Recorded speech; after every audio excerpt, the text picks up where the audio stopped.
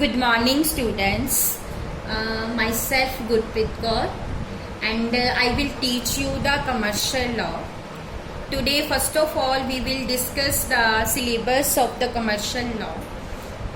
Okay, students, your syllabus is divided in the two units, Unit 1 and Unit 2. In the Unit 1, we will learn the Indian Contract Act 1872. And in Unit 2, we will learn the Special Contracts, Right to Information Act 2005 and the Consumer Protection Act 1986. Okay students, first of all Unit 1. Unit 1 ਦੇ ਵਿੱਚ ਜਿਹੜਾ ਤੁਹਾਡਾ syllabus ਆ ਉਹਦੇ ਵਿੱਚ Indian contract act ਆ। Indian contract act ਜਿਹੜਾ ਹੈਗਾ ਆ ਉਹਦੀ ਕੀ ਡੈਫੀਨੇਸ਼ਨ ਆ ਕੰਟਰੈਕਟ ਦੀ, ਕੰਟਰੈਕਟ ਦੇ ਕੀ ਨੇਚਰਸ ਹੁੰਦੀਆਂ ਆ, ਉਹਦੀ ਕੀ ਕਲਾਸੀਫਿਕੇਸ਼ਨ ਹੈਗੀ ਆ, and offer and acceptance, consideration, capacity of the parties, free consent, legality of object, agreement declared void, performance of contracts and discharge of the contract, contingent contracts, quasi contracts and remedies for breach of the contract. ਇਹ ਵਾਲੇ ਜਿਹੜੇ topics ਹੈਗੇ ਆ ਅਸੀਂ learn ਕਰਨੇ ਆ। And students ਤੁਹਾਡਾ ਜਿਹੜਾ ਪੇਪਰ ਹੈ ਉਹ 3 ਸੈਕਸ਼ਨਸ ਡਿਵਾਈਡ ਹੋਏਗਾ। ਸੈਕਸ਼ਨ ਏ ਦੇ ਵਿੱਚ 5 ਨੰਬਰ ਦੇ 5 ਮਾਰਕਸ ਦੇ 6 ਕੁਐਸਚਨਸ ਆਣਗੇ, ਜਿਨ੍ਹਾਂ ਦੇ ਵਿੱਚੋਂ ਤੁਸੀਂ ਕੋਈ 4 ਕੁਐਸਚਨ ਪੇਪਰ ਦੇ ਵਿੱਚ ਅਟੈਂਪਟ ਕਰਨੇ ਆ ਔਰ ਇਹ ਕੁਐਸਚਨ ਜਿਹੜੇ ਹੈਗੇ ਆ ਤੁਹਾਡੇ ਪੂਰੇ ਸਿਲੇਬਸ ਚੋਂ ਆਣਗੇ, ਯਾਨੀ ਕਿ Unit 1 ਐਂਡ Unit 2 ਦੋਨਾਂ ਚੋਂ ਆਣਗੇ। ਐਂਡ ਜਿਹੜਾ ਤੁਹਾਡਾ ਸੈਕਸ਼ਨ ਬੀ ਹੈ ਉਹਦੇ ਵਿੱਚ 15 ਮਾਰਕਸ ਦੇ 4 ਕੁਐਸਚਨਸ ਆਣੇ ਆ ਔਰ ਉਹ 4 ਕੁਐਸਚਨਸ ਜਿਹੜੇ ਆ ਇਸ ਪੂਰੇ ਯੂਨਿਟ 1 ਦੇ ਵਿੱਚੋਂ ਆਣੇ ਆ, ਯਾਨੀ ਕਿ ਉਹ 4 ਕੁਐਸਚਨਸ ਜਿਹੜੇ ਹੈਗੇ ਆ ਇੰਡੀਅਨ ਕੰਟਰੈਕਟ ਐਕਟ ਦੇ ਵਿੱਚੋਂ ਆਣੇ ਆ। ਔਰ ਸਟੂਡੈਂਟਸ ਤੁਸੀਂ ਕੋਈ 2 ਕੁਐਸਚਨਸ ਜਿਹੜੇ ਹੈਗੇ ਆ ਅਟੈਂਪਟ ਕਰਨੇ ਆ, ਹਰ ਕੁਐਸਚਨ ਜਿਹੜਾ 15 ਮਾਰਕਸ ਦਾ ਹੋਏਗਾ। ਔਰ ਜਿਹੜਾ ਨੈਕਸਟ ਸੈਕਸ਼ਨ ਆ ਸੈਕਸ਼ਨ ਸੀ ਉਹਦੇ ਵਿੱਚ ਵੀ 4 ਕੁਐਸਚਨਸ ਆਣਗੇ ਤੁਹਾਨੂੰ 15 ਮਾਰਕਸ ਦੇ, ਜਿਹਦੇ ਵਿੱਚੋਂ ਤੁਸੀਂ ਕੋਈ 2 ਕੁਐਸਚਨਸ ਹੀ ਜਿਹੜੇ ਹੈਗੇ ਪੇਪਰ ਦੇ ਵਿੱਚ ਅਟੈਂਪਟ ਕਰਨੇ ਆ। ਔਰ ਇਹ ਜਿਹੜੇ 4 ਕੁਐਸਚਨਸ ਹੋਣਗੇ ਉਹਦੇ ਚੋਂ 2 ਕੁਐਸਚਨਸ ਤੁਹਾਨੂੰ ਆਣੇ ਆ ਸਪੈਸ਼ਲ ਕੰਟਰੈਕਟਸ ਦੇ ਵਿੱਚੋਂ। ਸਪੈਸ਼ਲ ਕੰਟਰੈਕਟਸ ਦੇ ਵਿੱਚ ਕਿਹੜੇ ਕੰਟਰੈਕਟਸ ਅਸੀਂ ਪੜ੍ਹਨੇ ਆ? ਇੰਡਮਨਿਟੀ ਐਂਡ ਗਾਰੰਟੀ, ਬੇਲਮੈਂਟ ਐਂਡ ਪਲੈਜ ਤੇ ਏਜੰਸੀ, ਯਾਨੀ ਕਿ 3 ਚੈਪਟਰ ਨੇ ਜਿਨ੍ਹਾਂ ਦੇ ਵਿੱਚੋਂ ਤੁਹਾਨੂੰ ਕੋਈ 2 ਕੁਐਸਚਨ ਜਿਹੜੇ ਆ ਉਹ ਪੇਪਰ ਦੇ ਵਿੱਚ ਆਣਗੇ। ਔਰ ਉਸ ਤੋਂ ਬਾਅਦ ਜਿਹੜਾ ਤੀਸਰਾ ਕੁਐਸਚਨ ਆ ਉਹ ਤੁਹਾਨੂੰ ਰਾਈਟ ਟੂ ਇਨਫੋਰਮੇਸ਼ਨ ਐਕਟ 2005 ਚੋਂ ਆਏਗਾ। So right to information act ਕੀ ਹੈਗਾ ਆ, ਉਹਦੀਆਂ ਕੀ ਡੈਫੀਨੇਸ਼ਨਸ ਆ।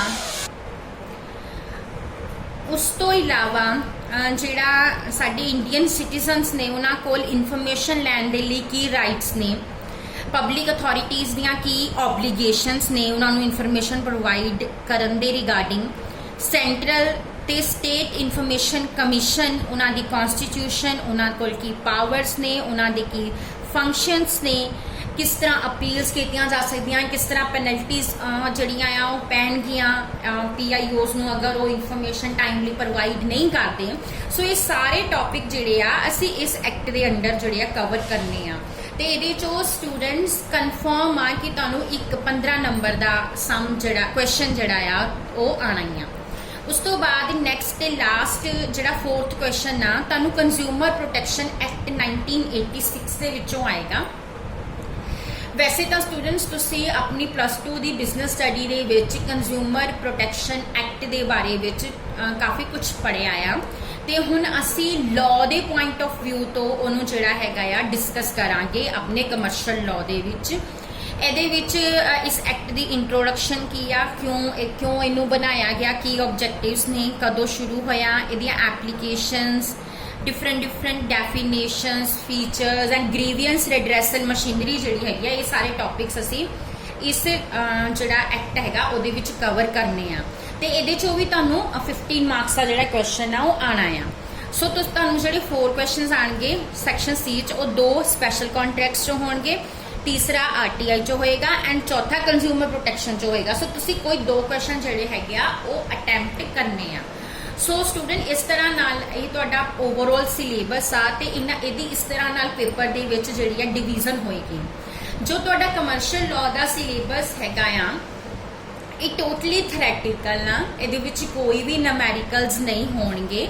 ਹਾਂ ਕੁਝ ਪ੍ਰੈਕਟੀਕਲ ਪ੍ਰੋਬਲਮਸ ਹੁੰਦੀਆਂ ਆ, ਬਟ ਉਹ ਕਿਸ ਤਰ੍ਹਾਂ ਦੀਆਂ ਹੋਣਗੀਆਂ, ਜਿਸ ਤਰ੍ਹਾਂ ਤੁਹਾਨੂੰ ਕੋਈ ਜਿਹੜੀ ਸਿਚੁਏਸ਼ਨ ਦਿੱਤੀ ਜਾਏਗੀ ਐਂਡ ਤੁਸੀਂ ਜਿਹਦਾ ਕੋਈ ਕੇਸ ਹੋਏਗਾ ਜਿਹਨੂੰ ਤੁਸੀਂ ਜਿਹੜਾ ਹੈਗਾ ਆ ਉਹਦੇ ਵਿੱਚ ਜਿਹਦਾ ਤੁਸੀਂ ਆਨਸਰ ਕਰਨਾ ਹੁੰਦਾ ਹੈ ਕਿ ਉਸ ਸਿਚੁਏਸ਼ਨ ਦੇ ਵਿੱਚ ਅਕੋਰਡਿੰਗ ਟੂ ਲਾਅ ਕੀ ਹੋਏਗਾ, ਕਿਹੜਾ ਡਿਸੀਜਨ ਜਿਹੜਾ ਆ ਉਹ ਹੋਏਗਾ। ਸੋ ਇਸ ਤਰ੍ਹਾਂ ਦੇ 5 ਨੰਬਰ ਦੇ ਵਿੱਚ ਜਿਹੜੀਆਂ ਪ੍ਰੈਕਟੀਕਲ ਪ੍ਰੋਬਲਮਸ ਤੁਹਾਨੂੰ ਆ ਸਕਦੀਆਂ ਆ। ਅਦਰਵਾਈਜ਼ ਇਹ ਟੋਟਲੀ ਥਿਓਰੈਟੀਕਲ ਪੇਪਰ ਆ ਔਰ ਇਹ ਬਿਲਕੁਲ ਹੀ ਇੱਕ ਨਵਾਂ ਪੇਪਰ ਆ ਤੁਹਾਡੇ ਲਈ, ਕਿਉਂਕਿ ਤੁਸੀਂ +1 ਤੇ +2 ਦੇ ਵਿੱਚ ਅਕਾਊਂਟਸ, ਮੈਨੇਜਮੈਂਟ ਐਂਡ ਇਕਨੋਮਿਕਸ ਤੇ ਪੜ੍ਹੀ ਆ, ਬਟ ਤੁਸੀਂ ਲਾਅ ਨਹੀਂ ਪੜ੍ਹਿਆ ਹੈਗਾ। ਹੁਣ ਬੀਕਾਮ 'ਚ ਜਿਹੜਾ ਹੈਗਾ ਲਾਅ ਸਟਾਰਟ ਹੋਣਾ ਆ ਔਰ ਇਹ ਸਟਾਰਟ ਜਿਹੜਾ ਹੋਣਾ ਕਮਰਸ਼ੀਅਲ ਲਾਅ ਦੇ ਨਾਲ ਹੋਣਾ ਆ। ਸਟੂਡੈਂਟਸ ਕਮਰਸ਼ੀਅਲ ਲਾਅ ਦੇ ਵਿੱਚ ਜਿਹੜੀ ਲੈਂਗੁਏਜ ਹੋਏਗੀ ਉਹ ਥੋੜੀ ਜਿਹੀ ਟੈਕਨੀਕਲ ਹੋਏਗੀ ਔਰ ਇਹਨੂੰ ਥੋੜਾ ਜਿਹਾ ਧਿਆਨ ਦੇ ਨਾਲ ਤੁਸੀਂ ਕਰਨਾ। ਜਿਸ ਤਰ੍ਹਾਂ ਤੁਸੀਂ ਅਕਾਊਂਟਸ ਨੂੰ ਇੰਪੋਰਟੈਂਸ ਦੇਣੀ ਆ, ਸੇਮ ਉਸੇ ਤਰ੍ਹਾਂ ਇਸ ਕਮਰਸ਼ੀਅਲ ਲਾਅ ਨੂੰ ਵੀ ਇੰਪੋਰਟੈਂਸ ਦੇਣੀ ਆ। ਇਹਦੇ ਵਿੱਚ ਅਸੀਂ ਐਗਜ਼ਾਮਪਲਸ ਵੀ ਦਿੰਦੇ ਹੈਗੇ ਆ ਤੇ ਕੇਸਿਸ ਵੀ ਡਿਸਕਸ ਕਰਦੇ ਆ। ਮੀਨਸ ਜਿਹੜਾ ਟੌਪਿਕ ਹੋਏਗਾ ਉਸ ਟੌਪਿਕ ਨਾਲ ਰਿਲੇਟਡ ਜੋ ਵੀ ਕੇਸਿਸ ਹੁਣ ਤੱਕ ਹੋਏ ਨੇ ਉਹ ਵੀ ਉਹਦੇ ਵਿੱਚ ਅਸੀਂ ਡਿਸਕਸ ਕਰਦੇ ਆ ਤੇ ਉਹਦੇ ਸਾਨੂੰ ਫਿਰ ਐਕਸਟਰਾ ਮਾਰਕਸ ਜਿਹੜੇ ਹੈਗੇ ਆ ਉਹ ਮਿਲ ਜਾਂਦੇ ਆ। ਸੋ ਇਹਨੂੰ ਜਿਹੜਾ ਹੈਗਾ ਪ੍ਰੋਪਰਲੀ ਥੋਰੋਲੀ ਕਰਨਾ ਤੇ ਮੈਂ ਜਿਸ ਤਰ੍ਹਾਂ ਤੁਹਾਨੂੰ ਲੈਕਚਰਸ ਪੋਸਟ ਕਰੂੰਗੀ ਉਹਨਾਂ ਨੂੰ ਉਸੇ ਤਰ੍ਹਾਂ ਤੁਸੀਂ ਡੇਲੀ ਜਿਹੜਾ ਆ ਉਹ ਦੇਖਦੇ ਰਹਿਣਾ ਤੇ ਸਮਝਦੇ ਰਹਿਣਾ। ਤੇ ਜੇ ਕਿਸੇ ਤਰ੍ਹਾਂ ਦੀ ਕੋਈ ਵੀ ਪ੍ਰੋਬਲਮ ਹੋਏਗੀ ਤਾਂ ਤੁਸੀਂ ਗਰੁੱਪ ਦੇ ਵਿੱਚ 9 to 3 ਟਾਈਮ ਦੇ ਵਿੱਚ ਜਿਹੜਾ ਵਰਕਿੰਗ ਟਾਈਮ ਹੈਗਾ ਉਹਦੇ ਵਿੱਚ ਮੈਨੂੰ ਕਦੀ ਵੀ ਕੋਈ ਵੀ ਕੁਐਸਚਨ ਜਿਹੜਾ ਆ ਉਹਦੇ ਰਿਗਾਰਡਿੰਗ ਪੁੱਛ ਸਕਦੇ ਹੋ ਤੇ ਮੈਂ ਬਹੁਤ ਹੀ ਜਿਹੜਾ ਖੁਸ਼ੀ ਨਾਲ ਤੁਹਾਡੇ ਉਹਨਾਂ ਕੁਐਸਚਨਸ ਨੂੰ ਆਨਸਰ ਕਰਾਂਗੀ। ਸੋ ਸਟੂਡੈਂਟਸ ਅੱਜ ਅਸੀਂ ਸਿਰਫ ਇਹਦਾ ਸਿਲੇਬਸ ਹੀ ਡਿਸਕਸ ਕਰਾਂਗੇ। ਕੱਲ ਤੋਂ ਅਸੀਂ ਜਿਹੜਾ ਆਪਣਾ ਸ਼ੁਰੂ ਕਰਾਂਗੇ ਇੰਡੀਅਨ ਕੰਟਰੈਕਟ ਐਕਟ 1872 ਦੇ ਨਾਲ। ਔਰ ਸਟੂਡੈਂਟਸ ਇੱਕ ਗੱਲ ਦਾ ਪੂਰਾ ਧਿਆਨ ਰੱਖਣਾ ਕਿ ਇਹ ਲਾਅ ਆ ਤੇ ਜਦੋਂ ਤੁਸੀਂ ਕੁਐਸਚਨਸ ਅਟੈਂਪਟ ਕਰਨੇ ਆ ਤੇ ਤੁਸੀਂ ਲਾਅ ਨੂੰ ਚੇਂਜ ਨਹੀਂ ਕਰਨਾ। ਮਤਲਬ ਜੋ ਲਿਖਿਆ ਗਿਆ ਨਾ ਉਹਨੂੰ ਉਸੇ ਤਰ੍ਹਾਂ ਲਿਖਣਾ ਆ। ਮਤਲਬ ਮੈਂ ਇਹ ਨਹੀਂ ਕਹਿੰਦੀ ਕਿ ਤੁਹਾਡੀ ਵਰਡਿੰਗ ਸੇਮ ਹੋਣੀ ਚਾਹੀਦੀ ਆ ਬੁੱਕ ਵਰਡਿੰਗ ਦੇ ਨਾਲ, ਵਰਡਿੰਗ ਤੁਹਾਡੀ ਚੇਂਜ ਹੋ ਸਕਦੀ ਆ ਬਟ ਉਹਦਾ ਮੀਨਿੰਗ ਸੇਮ ਹੋਣਾ ਚਾਹੀਦਾ ਆ। ਠੀਕ ਆ, ਮੀਨਿੰਗ ਉਹੀ ਹੋਣਾ ਚਾਹੀਦਾ ਜੋ ਲਾਅ ਕਹਿੰਦਾ ਆ। ਤੁਸੀਂ ਉਹਦੇ ਮੀਨਿੰਗਸ ਨਹੀਂ ਚੇਂਜ ਕਰ ਲੈਣੇ। ਮਤਲਬ ਮੇਰੇ ਕਹਿਣ ਦਾ ਮਤਲਬ ਇਹ ਆ ਵੀ ਇਹਦੇ ਵਿੱਚ ਬਿਲਕੁਲ ਵੀ ਗੱਪਾਂ ਨਹੀਂ ਮਾਰਨੀਆਂ ਹੈਗੀਆਂ। ਸੋ ਪ੍ਰੋਪਰਲੀ ਇਹਨੂੰ ਕਰਨਾ ਆ। Thank you.